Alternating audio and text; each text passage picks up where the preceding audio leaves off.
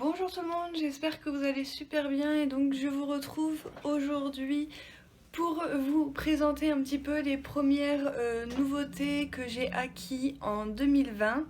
Donc du coup voilà, j'ai décidé de couper le manga news de janvier en deux parties puisqu'il y a énormément de nouveautés qui sont sorties en ce début d'année. Donc du coup voilà, sinon ça allait faire un petit peu trop euh, long pour une seule et même vidéo, du coup j'ai préféré le couper en deux. Donc voilà, et en plus il y a des nouveautés qui sortent jusqu'au 30 janvier, donc j'avais peur de ne pas pouvoir vous présenter de nouveautés de ce mois-ci avant février, donc du coup je me suis dit bah je coupe le mois en deux, je présente une première partie et je ferai la deuxième partie.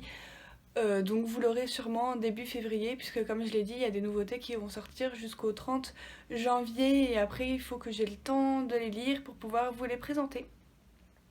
Donc j'espère que cette vidéo vous plaira. Alors je tiens à préciser que sur ces 6 nouveautés, elles sont toutes terminées. Donc ça c'est cool. Et sur ces 6 nouveautés, donc il y a 4 nouveautés qui viennent vraiment de sortir chez nous, plus 2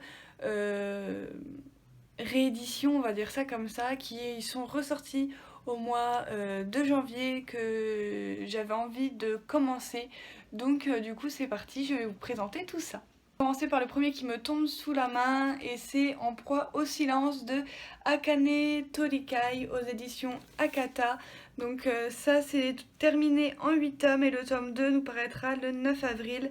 Et c'est de genre drame mature, romance et tranche de vie. Donc romance entre guillemets parce que ce manga-ci ne nous parle pas en soi vraiment de romance mais il nous parle vraiment de réalité, voilà, ça nous parle également de viol, donc ce n'est absolument pas à mettre entre toutes les mains, c'est bien indiqué ici pour public averti, parce que voilà, ça nous parle de choses très crues de la société actuelle qu'on vit même nous dans la réalité, donc voilà, ça traite de sujets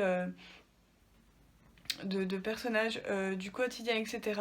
Donc nous allons suivre ce personnage ici qui s'appelle Misuzu et qui exerce, on va dire pour elle, son métier de rêve puisqu'elle est professeure dans un collège ou dans un lycée, je ne sais pas, ce n'est pas dit, mais je pense plus que c'est un lycée puisque ses élèves sont assez matures, j'ai envie de dire. Et un beau jour, en fait, sa meilleure amie va revenir la voir et va lui annoncer son mariage avec la personne qu'elle aime, tout simplement. Et en fait, pour Misuzu, ça va un petit peu la ramener en arrière où c'est qu'elle a vécu vraiment énormément de drames dans sa vie, etc. Et donc, bah, du coup, voilà, ça va être un petit peu compliqué pour elle de refaire face à son passé, etc. Avec cet homme. Mais voilà, je vous en dirai pas plus, je vous laisserai découvrir par vous-même. Je vous montrerai quelques dessins. Voilà, les dessins dépeignent bien la réalité. Donc du coup, voilà, c'est pas le genre de dessin que j'affectionne. Mais ça va, donc du coup voilà, il y a juste un petit truc qui m'a choquée dans ce tome, c'est quand notre professeur va parler avec un certain élève pour une action qu'il aurait commise. Je ne cautionne pas trop ce qu'elle lui a dit, enfin si vous l'avez lu, n'hésitez pas à me dire ce que vous en pensez dans les commentaires, mais moi je n'ai pas cautionné ça. Voilà, pour moi, tous les hommes ne sont pas pareils et toutes les femmes ne sont pas les mêmes. Donc, du coup, voilà. Donc, j'espère que la mentalité de notre personnage principal va un petit peu évoluer et va un petit peu changer. Parce que, enfin, voilà, c'est pas possible. Et puis, pour un élève, d'entendre ça de la bouche de son prof, bon, même si dans cette histoire on est au Japon, enfin, voilà, ça doit être un petit peu choquant. Donc, voilà, je tiens à faire quand même ce petit disclaimer. Manga pas pour tout le monde, pas pour les enfants, pas pour les adolescents. Donc voilà, à lire à partir de 16 ans, voilà, par là. Voilà. En attendant, c'était une très bonne lecture, mais pas un coup de cœur, comme vous l'aurez compris. Nous avions Doppelganger de Tamaki Vanessa Chihiro aux éditions Kazé. Voilà, donc ça c'est une série qui est terminée en 4 tomes et nous aurons le deuxième tome le 8 avril et c'est de genre drame fantastique, mystère et psychologique, tout ce que j'aime. Donc du coup voilà, je vous montre un petit peu vite fait les couvertures. Donc voilà, en plus vous avez marqué derrière que c'est fini en 4 tomes, donc ça c'est nickel. Et j'ai beaucoup aimé cette lecture, donc on va être avec ce personnage que vous voyez sur la couverture, qui s'appelle Makoto Kanzaki. En fait c'est un monsieur en fait qui a été qui est accusé à tort pour le meurtre de 4 personnes. Donc voilà, et donc en fait il va être exécuté, mais au moment où c'est qu'il va être exécuté, en fait il va revenir dans le passé, toujours avec son corps de trentenaire, voilà. Et en fait il va décider d'aller voir le Makoto du passé et de lui expliquer un petit peu qu'est-ce qui se trame tout ça, puisqu'en fait il a réussi à revenir en arrière juste avant que les meurtres ne commencent en fait, et donc en fait Doppelganger, le titre en fait, ça veut dire qu'en fait c'est votre ancien vous qui vient vous voir en fait dans le passé. Si j'ai bien tout compris de ce que tu as expliqué dans le manga, ça doit être un délire comme ça. Je vais vous montrer quelques dessins et j'ai trouvé vraiment ce premier tome très prenant, très mystérieux. Voilà, on suit un petit peu les personnages. J'adore cette double page, je trouve les dessins vraiment sublimes. Là, j'adore, et c'est vraiment très très haletant parce qu'à chaque fois qu'on voit un personnage qu'on connaît pas, on le voit faire une action un petit peu bizarre et on se dit ah ça y est c'est lui et tout machin et tout. On croit que c'est lui et en fait pas du tout. Et en fait pas du tout, donc du coup voilà, j'ai hâte d'avoir le tome 2 parce que le tome 1 nous laisse quand même dans un petit suspense. Voilà, il y a un nouveau personnage qui débarque à la fin de ce tome et donc j'ai trop hâte, et ça va être super long d'attendre le mois d'avril, mais bon va falloir patienter. En attendant, si vous aimez les trailers, le psychologique, le fantastique, hein, puisque voilà, c'est un doppelganger et ça n'existe pas encore dans la réalité, et bien je vous le conseille très fortement, ça a été vraiment une très très bonne lecture. Ensuite nous avions Libraire jusqu'à l'os de Anda, oui. Donc voilà, j'adore la couverture. Donc ça c'est publié chez Soleil. Je sais pas si vous voyez. Vous avez tout plein de personnages, plus loufoques les uns que les autres sur la couverture. C'est vraiment trop génial. Enfin, c'est vraiment une couverture qui m'a un petit peu tapé dans l'œil et qui m'a un petit peu, par curiosité, incité à la commencer. Et donc ça c'est une série qui est terminée également en 4 tomes. Et le tome 2 nous paraîtra le 1er avril. Donc voilà, toutes les nouveautés qui sont sorties au mois de janvier paraissent toutes au mois d'avril. Je sais pas si les éditions se sont donné le mot, mais c'est comme ça. Donc du coup voilà, donc on va suivre en gros ce personnage-ci, donc qui est une libraire spécialisée dans le manga. Et donc on va suivre en fait ses péripéties tout simplement. Donc c'est de genre comédie tranche de vie, c'est tout à fait ça. Donc voilà, vous avez plusieurs chapitres et dans plusieurs chapitres, vous allez avoir une histoire avec les libraires. Et donc c'était, je trouve, super intéressant. C'est super drôle puisque c'est un manga qui est vraiment tourné sur la dérision et sur le comique. Donc voilà, j'ai beaucoup aimé Anderson, notre petite libraire. Des fois se retrouve dans des situations un petit peu what the fuck, mais bon, elle n'a pas le choix, elle doit être affût à la demande du client. Donc voilà, donc je travaille dans la vente, donc je sais tout à fait qu'est-ce que c'est, même si je suis pas libraire. Donc voilà, elle va tomber sur toutes sortes de clients, des gentils, des pas contents, des machins, enfin voilà quoi. Le monde de la vente, bienvenue. Et enfin voilà, j'ai beaucoup aimé, donc il n'y a pas forcément de lien, j'ai trouvé avec les chapitres, c'est juste plusieurs petits chapitres autour des librairies, et j'ai trouvé ça super sympa parce qu'on reste pas que avec les clients, mais on a aussi les attachés de presse des maisons d'édition qui vont jusqu'aux librairies pour présenter les nouveautés, leurs mangas et tout, faire le réassort, etc. Donc du coup c'était vraiment passionnant à suivre, j'ai appris pas mal de choses quand même avec ce premier tome sur qu'est-ce qu'un libraire finalement. Donc du coup voilà, c'était vraiment passionnant et j'attends aussi le tome 2 avec un petit peu d'impatience. Donc du coup voilà, puisque ça a été une très bonne lecture et je me suis bien bisonnée. Donc si vous voulez rigoler des situations improbables autour d'un libraire et d'une librairie, en savoir un petit peu plus sur le monde des libraires et de l'édition, je vous le conseille.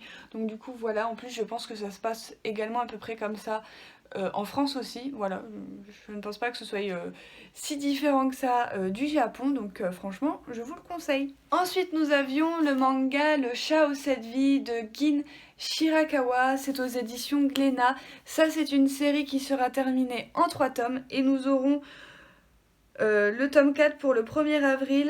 Je ne sais pas si c'est un poisson d'avril ou pas, mais voilà, il sortira le 1er avril.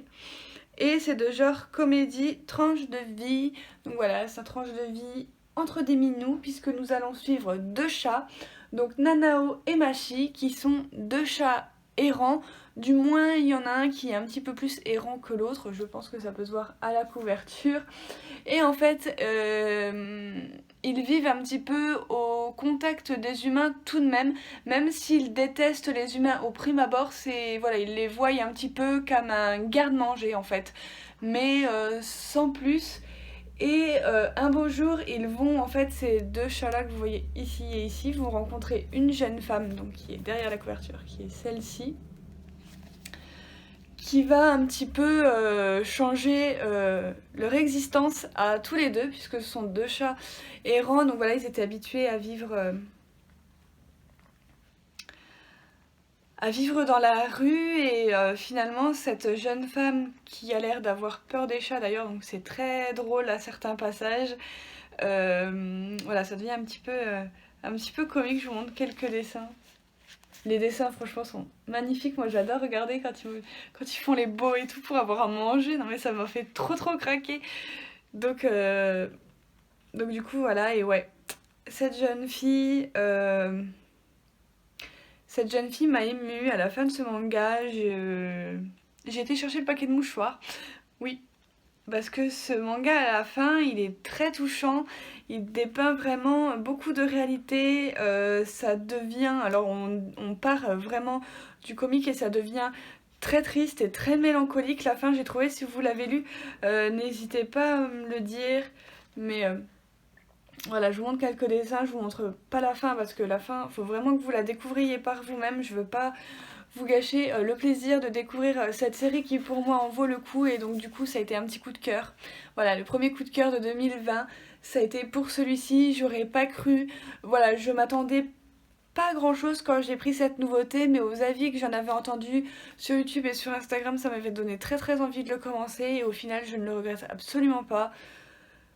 Donc voilà, j'ai hâte d'avoir le tome numéro 2 pour voir qu'est-ce qui va se passer pour nos 2 petits chats. Et donc voilà, c'est vraiment... Donc si vous voulez un petit peu de gag, de la tristesse, enfin voilà, si vous voulez vous sentir touché par une lecture en plein cœur, c'est cette série que je vous recommande et pas une autre. Ensuite, donc nous allons poursuivre avec les réimpressions. Donc ce mois-ci, il y a eu Kobato de Clamp, voilà, aux éditions Pika. Donc ils ont décidé de réimprimer des séries de Clamp pour leurs 20 ans. Donc j'ai trouvé ça pas mal du tout, surtout que c'est des œuvres qui ne sont plus commercialisées. Donc ça j'ai adoré. Donc du coup voilà, j'ai sauté sur l'occasion et je me suis pris dans un premier temps Kobato. Donc de Clamp, ça je l'ai dit.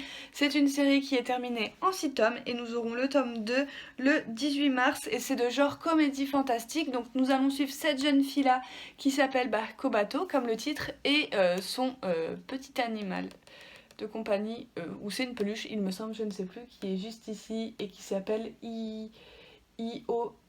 Iliogi. Voilà, le prénom pas du tout compliqué à retenir, mais c'est pas grave. Et donc cette jeune fille là, Kobato, en fait elle vient d'arriver dans le pays des humains, et en fait elle est chargée d'une mission pour pouvoir exaucer un souhait qu'elle veut énormément beaucoup. Et donc pour ça elle va devoir remplir une bouteille magique de sentiments blessés. Et donc elle va devoir un petit peu justement, on va dire, aider les humains dans diverses tâches et variées. Et au tout début du manga, avant d'avoir cette fameuse bouteille qui va lui permettre de réaliser son vœu, elle doit apprendre un petit peu à comment fonctionne le monde des humains, etc. Et j'ai trouvé ça vraiment super sympa, c'était vraiment très très rigolo. Donc oui, le scénario n'est pas folichon, voilà, on va suivre juste une petite fille qui arrive dans le monde des humains, qui n'y connaît rien, qui doit tout apprendre de ce que font les humains, enfin voilà, de leurs coutumes, etc. pour pouvoir avoir une bouteille, la remplir de vœux blessés, enfin de blessures, comment ils disent, de sentiments blessés, voilà, j'avais perdu le mot, et ensuite elle pourra réaliser son vœu. Voilà. Mais j'ai trouvé ça vraiment pas mal du tout. Sa peluche, la chien qui parle d'ailleurs, donc qui doit venir d'un pays magique, je suppose, me fait littéralement mourir de rire. Donc, du coup voilà, je vous demande, en plus c'est une petite peluche, mais genre la peluche elle veut boire du saké à tout va quoi. Donc c'est franchement très très drôle. Donc voilà, j'ai bien aimé, les dessins de Clamp sont vraiment magnifiques. Alors ça par contre on ne peut pas leur enlever. Donc du coup voilà.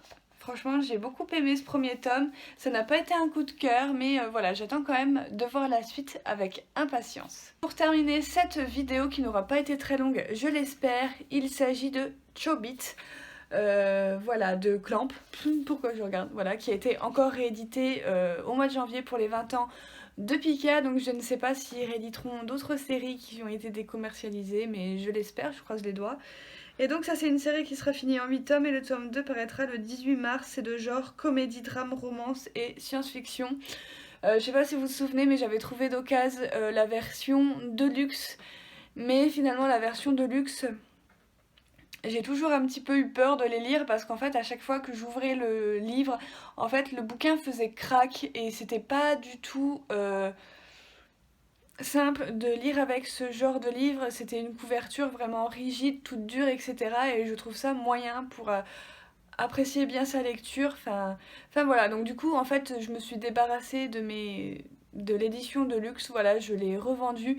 En plus je les avais trouvés vraiment pas chers, donc ils étaient pas non plus tout neufs et ni en très bon état. Et du coup j'ai préféré me fier à la version simple. Voilà, nouvelle réédition qui est super belle et en plus dedans, en fait dedans vous aviez une petite carte que j'ai oublié de vous montrer, c'est pas grave, je vous la montrerai dans les achats.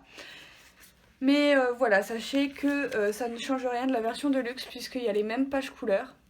Donc ils sont plus petites du coup au format classique, mais c'est les mêmes pages couleurs, donc je vous les montre avant d'oublier.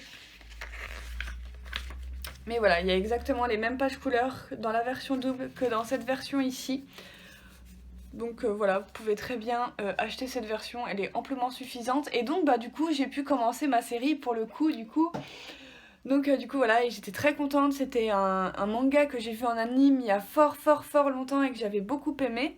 Donc on va s'intéresser à un garçon, donc Hideki, qui vit un petit peu dans une société future, on va dire, puisqu'il y a des ordinateurs en fait qui existent, mais ce sont des ordinateurs qui ont vraiment une toute nouvelle technologie, etc. Ils ressemblent beaucoup à des humains. En fait, c'est on dirait un petit peu des humanoïdes. Je vais essayer de vous trouver ça si j'en trouve.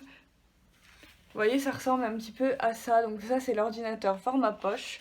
Mais vous en avez d'autres qui sont dans les magasins, etc. Enfin voilà, c'est vraiment des ordinateurs, voilà, si vous leur mettez plein de données et plein de trucs comme ça, qui ressemblent pratiquement à des humains. Et donc du coup, voilà. Et donc on va suivre donc Hideki qui veut... Son rêve, ce serait d'avoir un ordinateur, bien évidemment. Et en fait, il est fauché et tout, et un beau jour, en rentrant de son travail, il va tomber nez à nez avec cette jeune demoiselle-là, donc qui est un ordinateur également, et qui est en fait dans le local poubelle, et donc il va se dire que c'est sa chance et tout, que c'est sa bonne étoile, etc. Il va la récupérer, il va la ramener chez elle, mais problème... cette fille peut marcher, mais le problème c'est qu'elle n'a pas de données en elle, elle n'a rien du tout. Et donc du coup Hideki va falloir qu'il fasse des recherches et tout sur le robot qu'il vient d'acquérir, mais nous lecteurs, nous savons ce qu'il a oublié dans le local poubelle. Je ne vous le dirai pas, je vous laisserai découvrir la série. Mais donc du coup voilà. Et donc bah du coup il se retrouve un petit peu en galère puisque bah du coup il n'a pas de sous, donc du coup voilà, mais on va quand même apprendre quelques petits trucs déjà dans ce premier tome. Donc par exemple vous voyez ici ça, c'est un PC. Voilà, nouveau PC, peut-être que ça arrivera dans notre vie un jour, hein. On ne sait pas où c'est que va aller la technologie. Donc du coup voilà, en tout cas j'ai eu un coup de cœur, bah, comme je m'y attendais, comme j'avais pour l'anime, pour ce premier tome. Donc du coup voilà, j'ai beaucoup aimé ce premier tome. J'ai hâte d'en savoir un peu plus parce que tout ce qui est autour de Chi, donc, qui est notre petit PC, et ben reste encore bien mystérieux, même si on sait tout de même quelques petites choses. Voilà, ce ne sont que des suppositions dans ce premier tome, et donc bah, j'ai hâte d'avoir le tome 2 pour en apprendre un petit peu plus. Et pour en découvrir un petit peu plus sur ce personnage-là qui, même si c'est un PC humanoïde, elle est beaucoup trop attachante. Et donc voilà, plusieurs fois pendant ma lecture j'ai lâché un elle est trop mignonne, voilà, bref. Donc du coup voilà, c'est vraiment une lecture détente que je vous recommande, voilà, sans prise de tête, etc. Il y a de la science-fiction, donc je pense que ça peut plaire aussi bien aux femmes qu'aux hommes. Il y a un petit peu de romance forcément, donc du coup voilà. Voilà tout le monde, j'espère que cette vidéo du coup qui sera arrivée, comme vous pouvez le voir, dans les temps au mois de janvier, pour le mois de janvier, donc ça c'est super cool. Je vais essayer d'arrêter de me mettre en retard dans mes vidéos et de garder le rythme que j'avais avant, c'est-à-dire de 2 vidéos par semaine. Donc voilà, en attendant, j'espère que cette vidéo vous aura plu. Comme d'habitude, n'hésitez pas à mettre le petit j'aime, n'hésitez pas à mettre tous vos avis en commentaire, à partager cette vidéo si le cœur vous en dit et à vous abonner, c'est le plus important. Et moi, je vous retrouve très bientôt pour une prochaine vidéo. Bye!